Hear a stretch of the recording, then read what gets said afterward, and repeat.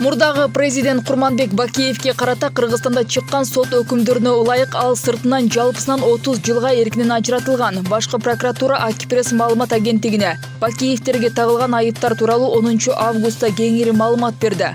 Анда мурдагы президент издөөдө экени, жеке өзүнө жана жакындарына каршы жалпысынан 10 чакты факты боюнча айып тагылганы айтылды. Башкы айып 2010 жылдын 7 апрелинде Бишкектин Алатуу аянтында адамдар өлтүрүлүп жараат боюнча.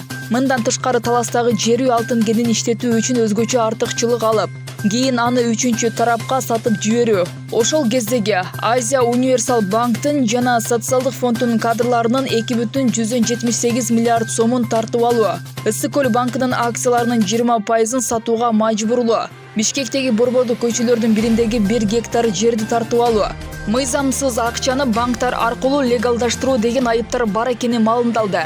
Эгер Курманбек Бакиев Кыргызстанга келе турган болсо же аны укук коргоо органдары алып келишсе, 5 жыл мурдагы сот өкүмүнүн негизинде дароо камакка алынарын башкы прокуратура 4 августта билдирген. 2010 жылдын 7 апрелинде Кыргызстанда 87 адамдын өмүрү кыйылган элдик толкундоодон кийин Курманбек Бакиев башына турган бийлик кубатылган.